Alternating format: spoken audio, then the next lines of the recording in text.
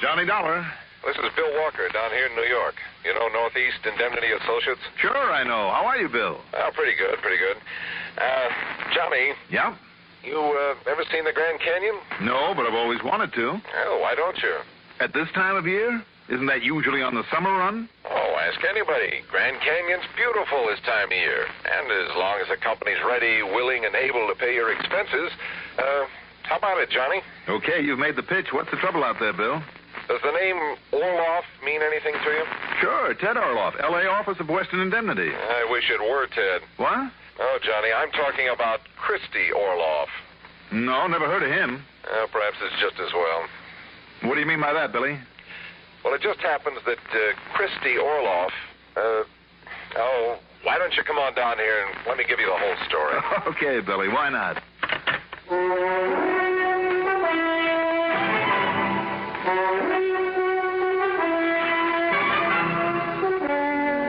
The CBS Radio Network brings you Mandel Kramer in the exciting adventures of the man with the action-packed expense account, America's fabulous freelance insurance investigator, Yours truly, Johnny Dollar.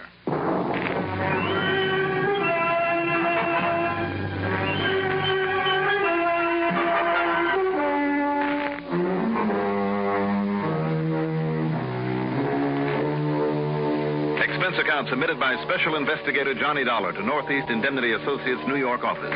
Following is an account of expenses incurred during my investigation of the Grand Canyon matter.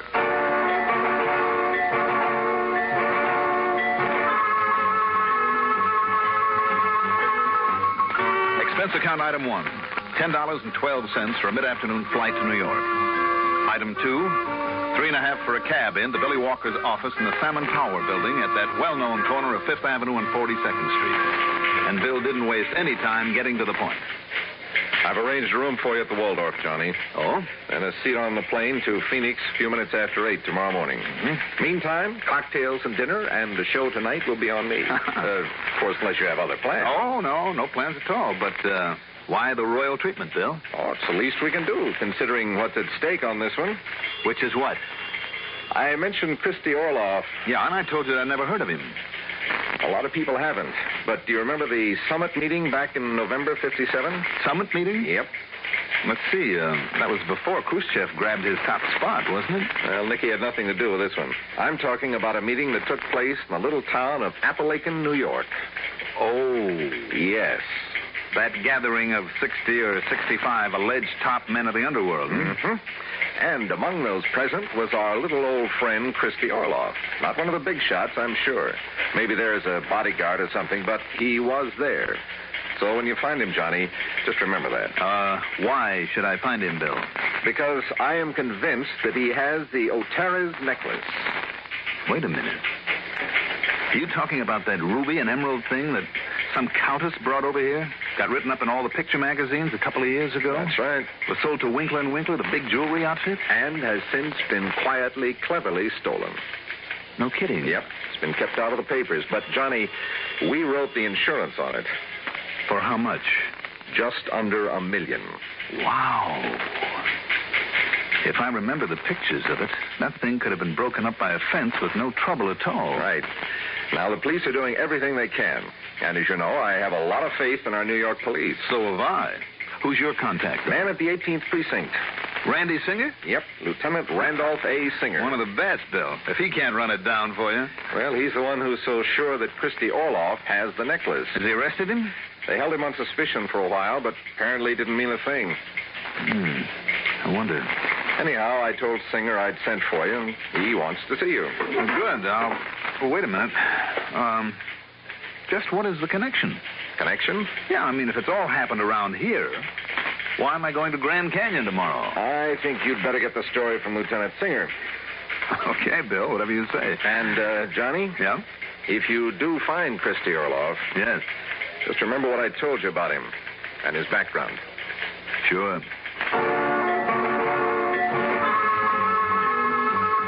Item 3, $1 for a taxi across town to the 18th Precinct and a very brief visit with Randy Singer. Oh, son of a gun. I might have known some darn fool would drag you and Johnny so you can get in our way and make a general nuisance of yourself. All right. Now face up to it, Randy. If it weren't for my unselfish, unstinting help over the years, you might be doing the job that you're really suited for. Yeah, and what might that be? Pounding a beat. What else? My pal. But you're not going to be underfoot this time. Oh, how do you know? Because thanks to our usual efficiency in this department, plus my inspired leadership, we've already nabbed the two guys who actually made the heist. Oh? Izzy Frambler, Soapy Norton. Well, then where does Christy Orloff come in? Both Soapy and Izzy, separately, and each without the other knowing it, sang like canaries, hoping we'd go easy on them. That's typical. And each of them told us the rocks had been handed over to Christy Orloff. I see. But could we find any sign of them around him or on him? Nope. No. We held him on suspicion as long as we could. Meantime, went over his apartment like Sherlock Holmes. Nothing. Mm-hmm. And yet it makes sense for him to have it. Because Orloff is one of the greatest passers ever lived. Yes. Yeah, mostly dope over the years, but also important jewelry, artwork. Always small stuff that he could actually carry on his person. Also, Johnny, Orloff has all the right contacts for disposing of such stuff, especially on the West Coast. Well, then it seems to me, Randy... I'm way ahead of you.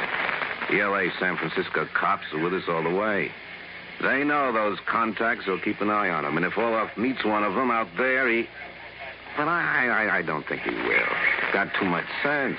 Can smell a bull a mile away. And that's why you head for Grand Canyon. Why? Because that's where Christy Orloff is headed. To recover from the shock of this unwarranted incarceration by the muddled, misled minions of the law, as he put it. Look, Randy. Yeah, now shut up and listen to me. All right, go ahead. I told you I was way ahead of you. Well? One of my boys, Rafe Kelly, sort of unofficially is on Christie's train, keeping tabs on him as far as Chicago. Keeping tabs on anybody that he meets, as a matter of fact. Mm-hmm. But once he leaves Chicago, and the next stop will be Grand Canyon, well... Randy, all on the word of two heisters trying to pass the buck. Yep. And the fact that Orloff said he's heading that way. Yep, because he's smart enough to do exactly what he said. Oh, look, Johnny, I know him. I know him inside and out. Oh, you do? Oh, yes, sir. Why you haven't been able to nail him down after all these years? Touche. But, Johnny, I'm betting my bottom dollar that Grand Canyon's where he'll try to make us pass. But, Randy, if you didn't find the stones on him or at his place... Yeah, I know. Somehow, knowing the way I do, I'm sure he'll somehow have them on him when the time comes to make the contact. What about his luggage on the train? Oh, yeah. Kelly telephoned me from Chicago only a couple hours ago. He went through it twice. Nothing. Well, Randy, it seems to me that... It seems to me, Johnny, you need a vacation. Grand Canyon. Talk about a shot in the dark, though. Well, will you do it? Just for me? Just for old time's sake? No. Oh, now, listen, But Johnny. I will for one other reason. Yeah? It'll give me a free gander at the place. Which reminds me... Of what? Have you a description of Orloff that I can look at? Oh, yeah, right here. Complete, including the picture. Good, because if I... Wait a minute. You mean to tell me this sweet, harmless-looking little old man, this is Christy Orloff? Don't let it fool you, Johnny. If he catches on to who you are and why you're there, oh, believe me, Johnny, look out. All right, Randy. I'll take your word for it.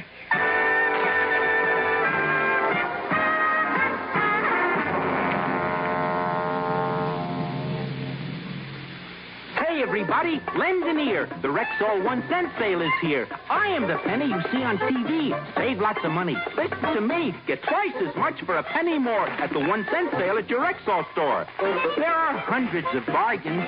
Everything from aspirin to vitamins, hairspray to shave cream. And all at 2 for the regular price of 1 plus a penny. Get twice as much for a penny more at the 1 cent sale at your Rexall store. It's on now.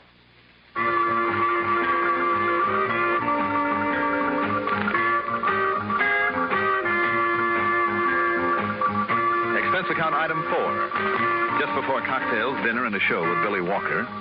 $184 at Willoughby's camera store to be sure I'd look like a genuine tourist when I got to Grand Canyon.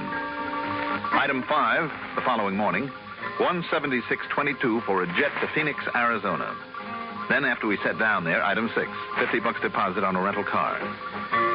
The next 235 miles were mighty interesting driving through the colorful desert country around Wickenburg, Prescott, Ash Fork, and finally into the lower edge of the Kaibab National Forest. And then Grand Canyon.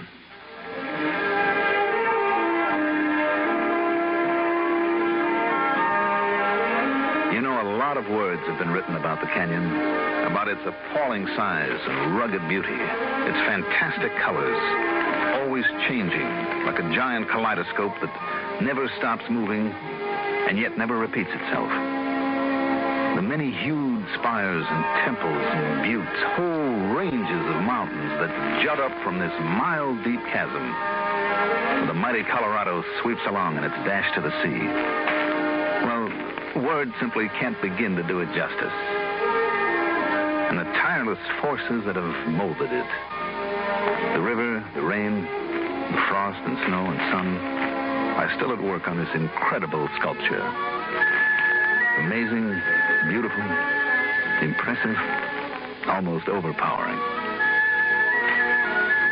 As I finished signing my name on the register at the famous El Tovar Hotel, perched there above the canyon's rim, the clerk passed a telephone to me. Yes, sir. It's a call for you. Oh, thank you. Johnny Dollar. I told you I was right, Sunshine. Randy. Now listen. Go ahead. I got another call from Kelly. Yeah? Your little friend Orloff will arrive there by train sometime tomorrow morning. Good. Though I don't know whether I can stand your having been right for once. I'm always right. Oh, sure. Go on. Now listen. I'm listening. I also got a call from the cops out in L.A. about Ricky Fortino. Remember that hood? Narcotics, wasn't it? Uh-huh. Narcotics, jewelry, artwork, the black market in Europe, gold smuggling in Hong Kong. Just about anything big time you can think of. I'll try to phone you an ID on him later. All right, but what about him, Randy? He's taking a train out of L.A. to guess where? Here? Uh-huh. Now, why those guys travel by train when something's on the fly, I don't know. Maybe it doesn't attract as much attention as a plane flight. Anyhow, that means Fortino's going to be the receiver for that necklace. Certainly looks that way. And being here, he's clear of the L.A. police. Sure. When's he get here? I don't know. Probably not until after Orloff does. But what's the difference? Those two will take their time about making the pass anyway. So until they're certain they're in the clear, no tails on them. Right. So, there it is, Johnny. Go to it. But be careful, boy. Be careful. And all for the sake of building up that half-baked reputation of yours. Sure. Why not? You're a bum. Of course I am. All right, Randy. I'll be in touch.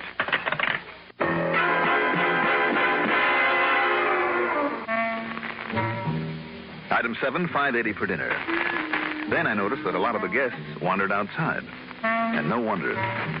The moon, low in the sky, was bright and full. And the canyon took on a completely new and almost mysterious beauty. The myriad colors gone, of course, but in their place, the jagged spires and peaks stood out in bold relief, casting bleak black shadows in weird and exciting patterns onto the canyon floor. And from where I finally stood against the railing on the edge of a promontory, I could look back at the El Tovar and see it silhouetted starkly against a silvery, moonlit cloud. Okay. I brought along the camera purely as a prop. But here, if the lens and film were fast enough, was a chance to shoot a masterpiece. To steady it for a time exposure, I set the camera on a post. Then, to get a better aim, and hoping none of the park service men were looking my way, I carefully climbed over the railing, holding on tightly with one hand, for it left me leaning slightly over the dark, seemingly bottomless chasm. And then, well, I guess I was too engrossed in setting the shutter and focus. For the next thing I remember is feeling a heavy boot smash under my fingers, losing my grip, and then a falling.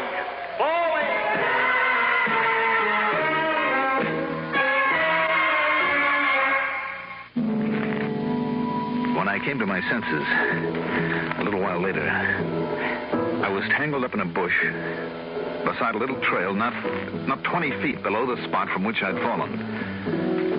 Believe me, I muttered a prayer of thanks. As I lay there, I suddenly realized that Randy was all wrong. That Orloff's contact from the coast, Ricky Fortino, had already arrived. And somehow, had recognized me. So what if he didn't know my reason for being there? He might well suspect it. And it was obvious that he didn't like the idea of my being around. If only Randy had been able to give me a description of him.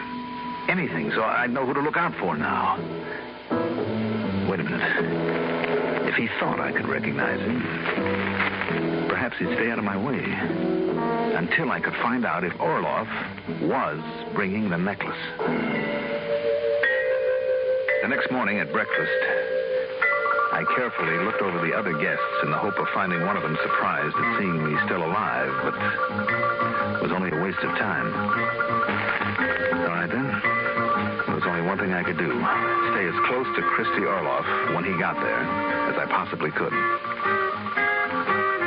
So from the time his train pulled in until dinner that evening, I was either watching the door of his room for a possible caller or within 50 feet of the gentle-looking little old man. On a guided bus tour run by the Park Service, I even sat right next to him. As a matter of fact, as the two busiest shutterbugs of the lot, we were quite friendly. There you can see the 70-foot-high Indian watchtower, a faithful reproduction of the strange buildings put up here many centuries ago. Oh, boy, I've never seen it. Fascinating, isn't it? Oh, it certainly is. Yes. Poised there on the brink of the canyon, it is built entirely of native stones. At the base there is a kiva. That is to say, a reproduction of an ancient ceremonial chamber once used by the Pueblo Indians. How about that? Beautiful, beautiful. On the walls of both the kiva and the tower, you'll find numerous actual specimens of Indian pictographs, drawings and carvings Well, many centuries. I see that you're as busy with your camera as I am with mine, young man. Yeah, I've used up about 2 rolls of film on this bus trip alone, Mr. Orloff, did you say it was? Yes, quite right. And your name is... Well, what you know. I'm afraid you forgive me, old man, but I've forgotten your name already. That's all right, it's Burns, Jerry Burns. Oh, of course. Jerry, I just love to take pictures. I'm never without my camera. Look, that Indian boy walking by. Far below, if you look carefully. Fine. Got it. Good. Kenley, are you taking a mule trip down to the Bright Angel Trail in the morning? Well, I'm certain that I shall. Oh? Well, good, then I will too. Excellent. Oh, and Jerry, why don't you share my table at dinner this evening? I don't know why not. Excellent. But look there is a wonderful picture. See? Right there.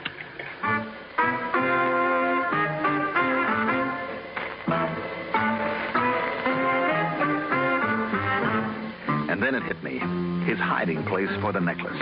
If, that is, Randy had been right, that he actually had it. Yes, the corniest, most obvious, and because it was so obvious, the best hiding place of all. In the one thing that he kept with him every minute. Except when he went to meals. No wonder Randy and his boys had missed it. And the tip-off? It was the fact that he must have snapped 70 or 80 pictures with that little camera, but without once changing the film. But I had to make sure. Item 8, back at the hotel. 380 for a call to Randy Singer. And you're sure that'll be the right time, Johnny? I'll make it the right time, Randy. Just be sure you keep him on the phone long enough to give me plenty of time. Okay, Johnny, okay. Now, don't let him out of your sight or Ricky Fortino will get to him as sure as guns. Don't you worry.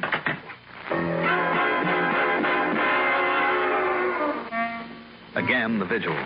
Until at dinner time, I knocked on the door of his first-floor room. Then together we went to the dining room, sat down, and ordered the meal.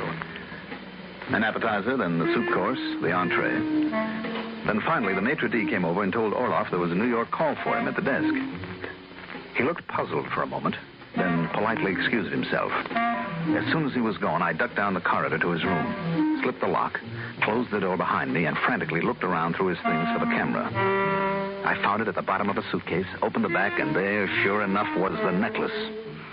I stuffed it into my pocket, closed the camera, and put it back. But there was another matter to take care of. Or rather, another man, the one who tried to push me into the canyon. So when I heard steps, 2 pairs of them, coming down the hallway, I made a quiet but hasty exit through an open window. I stood there behind a bush and watched as Orloff and a short, dark, wiry-looking man walked in and headed for the suitcase. I tell you, Orloff, I don't hang around here any longer than I got to. Dollar finds out that I'm around, and he knows that I'm the one who gave him that push last night. All right. All right, so produce the loot. Let me scram out of here. Come on, will you? Well, just be patient. It's right here in the back of my camera. Here you are. You see, it's... What? Is, huh? Ricky, look, it's gone. Somebody got to it. Okay, Orloff. So that's why you tried to stall, huh? Now, Ricky, put that gun down. Big Hugo thought that necklace might be too pretty for you to part with. What? Yeah. He thought you might try some phony dodge like this. Dodge? Make out like it got snatched from you? No, listen, Ricky. You know what he told me I should do if you did? Ricky! Yeah. This. No!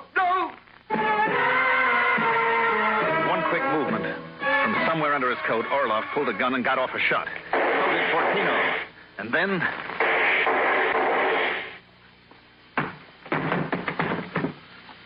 By the time it was over, the two of them lay on the floor. Both very dead. Come to think of it, there's an extra dividend on this case. Fortino's mention of Big Hugo, whoever he is. So now the police know of another big shot to gun for. Expense account total, including a couple of extra days there at Grand Canyon. Oh, call it 5.5 bills. Yours truly, Johnny Dollar.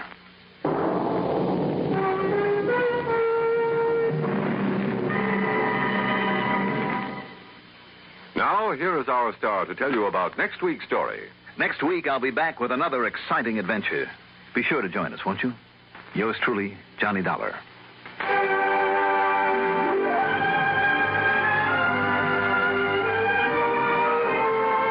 Yours truly, Johnny Dollar, is written by Jack Johnstone. Produced and directed by Bruno Zerato, Jr. Music supervision by Ethel Huber. Sound patterns by Joseph Cabivo. Johnny Dollar is played by Mandel Kramer. Also featured in our cast were Eugene Francis as Lieutenant Randy Singer, Casey Allen as Bill Walker, Arthur Cole as Christy Orloff, Ralph Bell as Ricky Fortino, Guy Repp as the Park Service guide, and Sam Raskin as the hotel clerk. Be sure to join us next week, same time, same station, for another exciting story of yours truly, Johnny Dollar. This is Art Hanna speaking.